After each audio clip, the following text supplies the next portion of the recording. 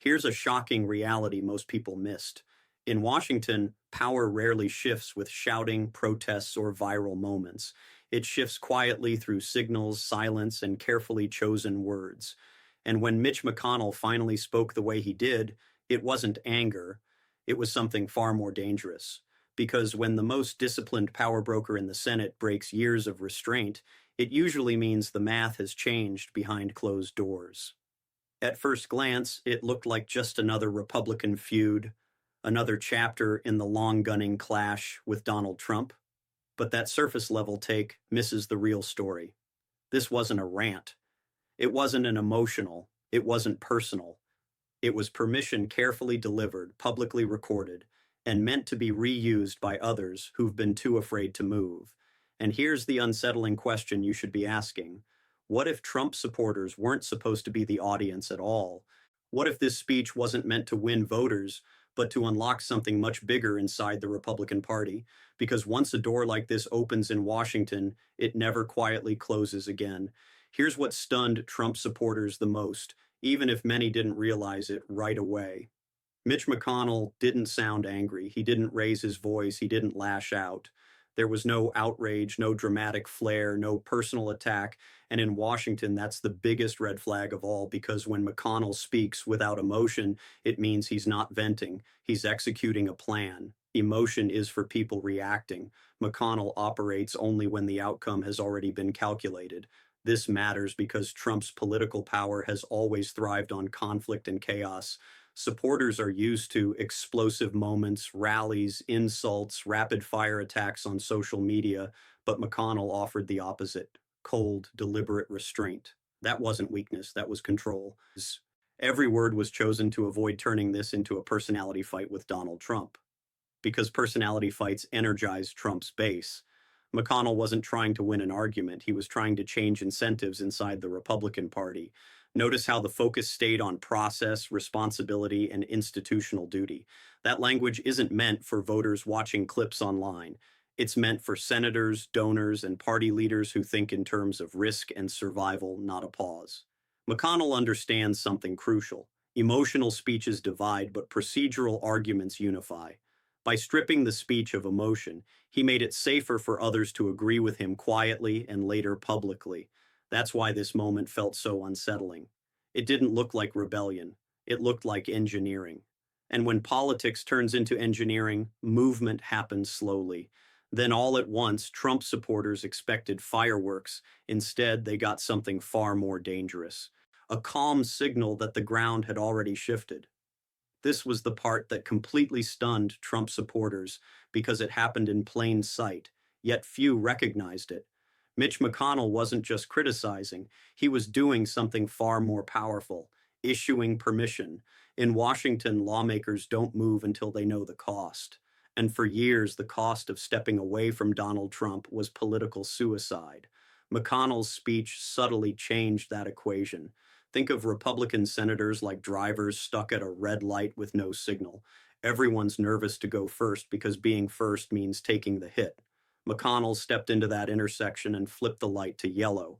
He didn't tell anyone to run. He didn't demand loyalty shifts. He simply showed that movement was now allowed. That alone is enough to unlock hesitation that's been building for years. What made this so effective was how he did it. McConnell never said, "abandon Trump." Instead, he framed everything around constitutional duty, legal responsibility, and institutional survival. That gives senators something priceless. They can now explain distance from Trump without saying they oppose his voters. They can say, "I'm following the rules, not I'm betraying the base." In politics, that difference is everything, and once permission exists, it spreads quietly. One senator references the language, another echoes it. A third stays silent instead of defending. No dramatic break, just controlled drift. Trump supporters expected a clear enemy. Instead, they got something harder to fight: hesitation. Because when people stop rushing to defend you, the ground beneath your influence starts to soften. This wasn't a command, it was an invitation. And in Washington, invitations reshape power faster than ultimatums ever could. Here's a detail that most casual viewers completely overlooked. This speech wasn't meant to end on the Senate floor. It was designed to travel. Every sentence from Mitch McConnell was carefully shaped so it could be quoted later, repeated in interviews, slipped into press statements, and echoed by other Republicans without triggering immediate backlash. That's not accidental. That's craftsmanship. In Washington, speeches like this are not performances. They are tools. Notice how McConnell avoided colorful language or sharp insults toward Donald Trump. Instead, he leaned on phrases like responsibility, eligibility, constitutional obligation, and institutional duty. Those words may sound dry to voters, but inside the Senate, they're incredibly powerful. They create a script that other lawmakers can reuse without sounding rebellious. A senator doesn't have to say, I oppose Trump. They can say, I share concerns about constitutional responsibility. Same message, far less risk. This is how political distancing actually works, not with dramatic breakups, but with language migration. One leader introduces the phrasing, others tested in smaller doses. Then suddenly you hear the same words popping up everywhere in press releases, donor calls, and Sunday interviews. By the time the public notices, the shift has already happened. McConnell's speech was written to enable repetition, not reaction. That's why Trump supporters felt confused rather than fired up. There was no clear line to attack, no obvious insult to rally against, just language that sounds reasonable, boring, even procedural. But that's the danger. Boring language is safe language, and safe language spreads. It gives hesitant Republicans a shared vocabulary to step back without stepping out. This wasn't a speech meant to go viral, it was a template. And once a template enters Washington's bloodstream, it doesn't disappear, it multiplies. This is where the shock truly sets in. For many Trump supporters watching clips online, the assumption was simple. This speech was aimed at Trump and his base. But that assumption is exactly why the moment was misunderstood. Mitch McConnell wasn't speaking outward. He was speaking inward to the quiet rooms where Republican power actually lives. That's what made this so unsettling. The people reacting the loudest were never the intended listeners. McConnell's real audience was much smaller and far more influential. Republican senators sitting on the fence, major donors worried about losing elections, and party insiders exhausted by constant crisis management. These are people who don't respond to rallies or hashtags. They respond to risk assessments, electoral math, and long-term survival. That's why the speech sounded restrained and procedural. It was written for people who think in terms of consequences, not crowds. This explains something many viewers found confusing, the lack of direct confrontation with Donald Trump. McConnell didn't need to attack Trump by name. Doing so would have turned the moment into a loyalty test and forced everyone to pick sides publicly. Instead, he talked about institutional responsibility and constitutional limits, allowing listeners to reach the conclusion on their own. In politics, conclusions people arrive at themselves are far more powerful than orders they're given. For Trump supporters, this created a sense of disorientation. There was no clear enemy to push back against, no obvious insult to defend, just a calm, authoritative voice speaking a language that didn't seem meant for them. And that's because it wasn't. This was insider communication broadcast publicly. When power talks to itself in public, it looks boring until you realize what's being unlocked. And by the time the wider audience understands, the decisions have already moved on without them. One of the most misunderstood parts of this moment is also one of the most revealing. Mitch McConnell knew exactly what would happen the moment he spoke. He knew the backlash would be immediate. He knew the attacks would be loud, and he stepped forward anyway. It wasn't bravery for the cameras. It was strategic insulation. By putting himself at the center of the storm, McConnell absorbed the fire that would otherwise hit dozens of more vulnerable Republicans. This is how leadership actually works inside Washington. The most powerful figures don't rush to safety. They position themselves as lightning rods. McConnell understands that many Republican senators are trapped. They fear primary challenges from Trump's base, but they're also anxious about general elections, donors, and governing chaos. By speaking first, McConnell created a buffer. Attacks from Donald Trump would naturally focus on him, not on senators in swing states or deep red states with fragile margins. That matters more than most people realize. Political attacks lose power when they're concentrated on someone who is already secure. McConnell doesn't face the same electoral risks as others. He can withstand the outrage a first-term senator cannot. By drawing attention to himself, he gave others something invaluable: to stay quiet, time to watch how the base reacts, time to decide when or if they move. To Trump supporters, this looked like defiance. To senators behind closed doors, it looked like cover. They didn't need to defend McConnell. They didn't need to oppose Trump. They could simply say nothing. And in politics, silence after a moment like this is not neutrality. It's calculation. McConnell didn't ask others to follow him. He made it safer for them to wait. And once waiting becomes safe, movement becomes possible. That's why this wasn't reckless. It was protective leadership executed with precision. This is where the strategy became especially dangerous for Donald Trump and deeply reassuring for nervous Republicans. Mitch McConnell didn't argue about character, behavior, or personality. He didn't say Trump was reckless, divisive, or unfit in a moral sense. Instead, he moved the entire debate into the world of law, process, and constitutional responsibility. That shift may sound subtle, but politically it changes everything. Moral arguments are explosive. They force people to take sides. They trigger loyalty tests and emotional backlash. Legal arguments do the opposite. They give lawmakers something solid to stand on without sounding personal or disloyal. When McConnell framed his concerns around eligibility, obligation, and institutional duty, he wasn't trying to persuade the public. He was giving senators a defensible reason to step back, one that sounds responsible instead of rebellious.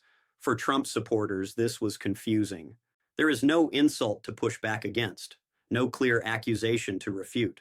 You can argue with opinions, but it's much harder to argue with process. A senator can disagree with Trump's critics on morals, but very few want to be seen as ignoring the Constitution. That's why this framing matters so much.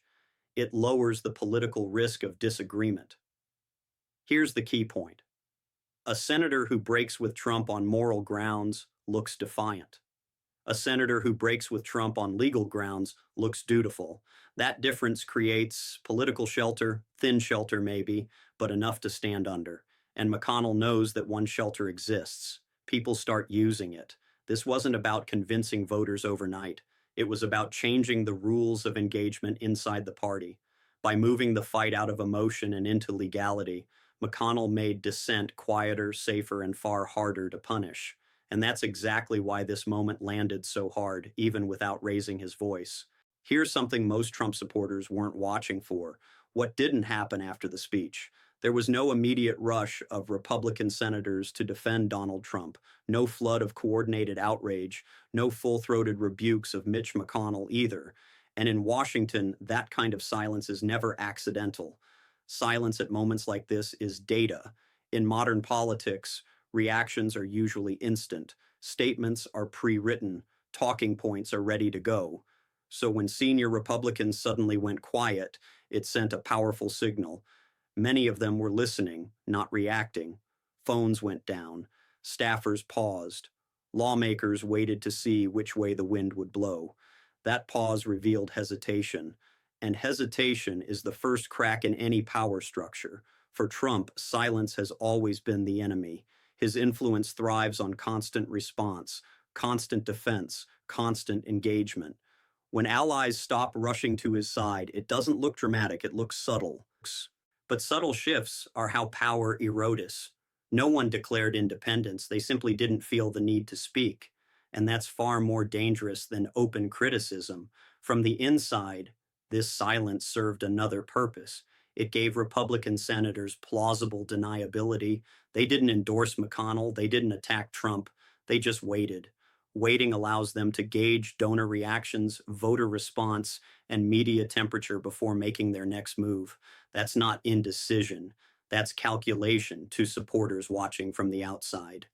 The quiet felt confusing. Where were the defenses? Where was the outrage? But to insiders, the message was clear. The party was processing a shift, not rejecting it.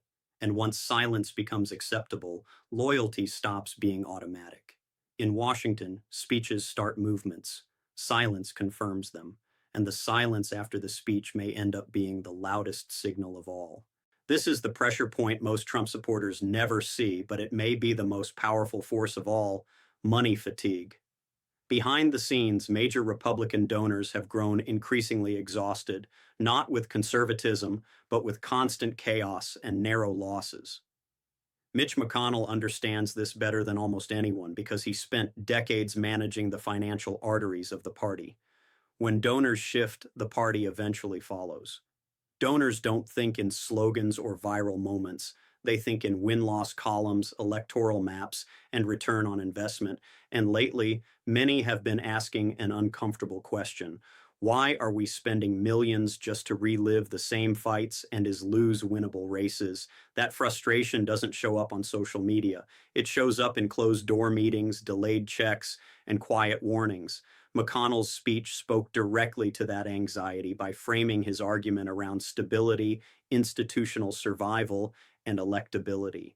McConnell signaled to donors that someone inside the party is finally acknowledging the problem. He wasn't promising rebellion, he was promising competence. That matters because donors don't need public drama. They need reassurance that the party isn't permanently stuck in crisis mode. For Trump, this is dangerous territory. Grassroots enthusiasm can win primaries, but donors decide whether campaigns have the resources to survive general elections. When donors hesitate, candidates struggle, and when candidates struggle, loyalty starts to bend. McConnell's message quietly told donors, "You're not alone in your concern, and you're not crazy for feeling it." To Trump supporters, donor frustration feels distant or even irrelevant. But inside Washington, it's decisive. When money stops flowing with enthusiasm, fear loses its edge. And when fear weakens, alternatives become thinkable. McConnell didn't say this out loud. He didn't have to. The people who needed to hear it heard it clearly. This is the tension few Trump supporters ever hear discussed openly, but it's constantly on the minds of Republican insiders. As long as Donald Trump dominates the party, no one else can rise. His presence doesn't just shape messaging, it freezes ambition. Every major decision, every policy debate, every election cycle bends back to one figure. And over time, that kind of gravitational pull becomes a liability, not a strength. Mitch McConnell understands this dynamic better than anyone. He has spent decades watching parties weaken when they fail to regenerate leadership. In a healthy political system, new contenders emerge, test ideas, and build coalitions. But when one person occupies all the oxygen, potential leaders stay quiet. They calculate, they wait, and eventually, some of them leave politics altogether. That's how stagnation sets in. For senators who quietly see themselves as future presidential candidates, Trump isn't a mentor. He's a roadblock. Supporting him too loudly ties their future to his fate. Opposing him too early risks ending their careers. McConnell's speech cracked that door just enough to let ambition breathe again. By reframing the debate around rules instead of personalities, he offered a way to imagine a Republican future that it doesn't revolve around constant loyalty tests. This doesn't mean senators are rushing to challenge Trump tomorrow, far from it. But politics isn't about sudden revolts, it's about possibility. Once people can imagine a post-Trump landscape without immediate punishment, their behavior begins to change. They invest differently, they speak differently, they plan differently. To Trump supporters, this may sound abstract or even disloyal, but inside the party, it's existential. A movement that cannot produce new leadership eventually collapses under its own weight. McConnell didn't say this outright, he didn't need to. His message was quieter and more unsettling. The future cannot stay on pause forever. This is what makes this speech different from every past flare-up. There is no reset button. Once Mitch McConnell said this out loud in this setting, at this moment, the question was officially asked, and questions like that linger. In Washington, you can survive controversy, you can survive backlash, but you cannot survive pretending a question was never raised. Once the most powerful institutional voice in the room raises its for years, Republican leaders manage tension by delaying it. Avoid the topic, change the subject, wait for the next news cycle. This speech shattered that rhythm. Now, every senator has to decide how to respond, not necessarily with words, but with behavior. Who shows up? Who stays quiet? Who starts talking about the future instead of relitigating the past? After a moment like this, neutrality disappears. Silence becomes a position. That's what makes this so dangerous for Donald Trump. His power has always depended on fear being absolute, the belief that resistance is fatal and loyalty is mandatory. McConnell punctured that belief without ever saying Trump's name in anger. He showed that resistance doesn't have to be loud to be real. It just has to be possible.